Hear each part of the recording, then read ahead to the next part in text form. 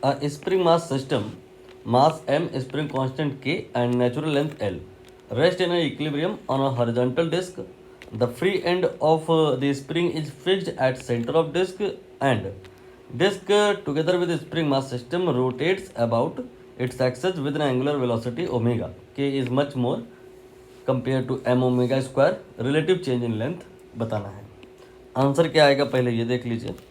It will be M omega square by K. Question क्या है detail में अब इसे देख लीजिए। एक स्प्रिंग मास सिस्टम है, मास उस जो स्प्रिंग मास सिस्टम में है वो एम है। स्प्रिंग का तो कोई मास होता नहीं है, मतलब आप वो समझ सकते हो कि स्प्रिंग के साथ में एक कोई ब्लॉक अटैच किया गया होगा, उसका मास होगा। ये आपका ब्लॉक हो गया, इसका मास है एम, ठीक है। और स्प्रिंग का जो लेफ्ट एंड है उसको आपने फिक्स कर दिया है। फिक्स इन द सेंस कि ये कहीं लेफ्ट राइट नहीं हो सकता, बट इसके अबाउट रोटेट हो सकता है। रोटेट कहाँ हो रहा है? ये हॉरिजॉन्टल डिस्क है, उसके ऊपर रोटेशन हो रहा है। कहानी थोड़ी 3 डायमेंशन में है, फिगर माइट भी आपके लिए कॉम्प्लिकेटेड हो जाए समझने में। एक मैं यहाँ पे टेबल जैसा कुछ बना रहा हूँ। इस टेबल के ऊपर आप एज्यूम कर सकते हैं कि भाई ऐसा है कि एक नेल या कोई कील है, उसे आपने फिक्स किया हुआ है, और इस कील के थ्रू फिर आपने क्या किया, इस पूरे को अटैच कर दिया यहाँ पर, ठीक है। तो ये आपका जो डिस्क है या जो टेबल है ये अब रोटेट करेगी वर्टिकल एक्सिस के अबाउट, ऐसे रोटेट करेगी। तो जब ये रोटेट करेगी तो जो ये मास है ना, ये सेंट्रीफ्यूगल फोर्स एक्सपीरियंस करेगा, उसकी वजह से स्प्रिंग एलोंगेट हो जाएगी। एलोंगेशन बताना है, बट यहाँ पे रिलेटिव में बताना है। मतलब इसकी जो अभी लेंथ है एल है, और जब रोटेशन होने लग जाएगा तो इसकी लेंथ बढ़ जाएगी कुछ। सपोज करिए बढ़ करके ये एल प्लस एक्स हो गई, एक्स बढ़ गई। तो यहाँ पर हमें एक्स नहीं बताना है, एलोंगेशन नहीं बताना है, बताना है रिलेटिव चेंज। मतलब X compare to L, compare to original, X by L बताना है, ठीक।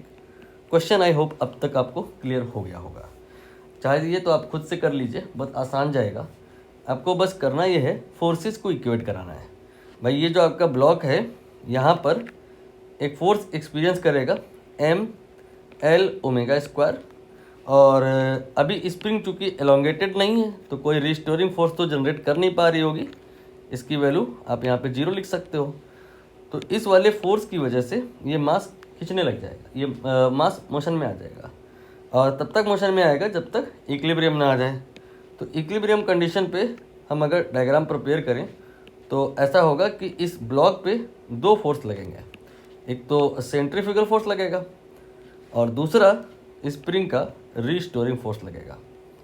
तो यहाँ पर सेंट्रीफ्यूगल फोर्स कितना होगा? That will be m. अब जो इसकी लेंथ है वो देख लो, this that will be radius will be not l, it will be l plus x. तो ये हो गया l plus x and then omega square. And एक रिस्टोरिंग फोर्स इसमें बैकवर्ड डायरेक्शन में लगा दो, वो आपका के एल नहीं होगा, के एल प्लस एक्स भी नहीं होगा। रिस्टोरिंग फोर्स डिपेंड करता है कि एलोंगेशन कितना हुआ है, के एक्स। अब आपको यहाँ पर इसको और इसको इक्वेट कराना है, तो करा लेते हैं। M L plus X omega square equal to K X. अब थोड़ा सा क्वेश्चन में अप्रॉक्सीमेशन की डायरेक्शन में जाने के लिए जो दिया है उस पर फोकस करेंगे। के कह रहा है कि much much more compare to M omega square. तो यहाँ पर ये जो x है इसको आप l प्लस एक्स के साथ डिवाइड में ले आओ, और जो m ओमेगा स्क्वायर है इसको k के साथ डिवाइड में ले आओ। तो ये हो जाएगा k upon m omega square, ठीक। ये आ जाएगा l plus x and then divided by x। इसे चाहो तो आप अलग अलग भी लिख सकते हो। ये हो जाएगा l बाई एक्स और फिर ये आगे हो जाएगा 1। अब क्वेश्चन में जो इन्होंने कहा है उस पर फोकस करेंगे।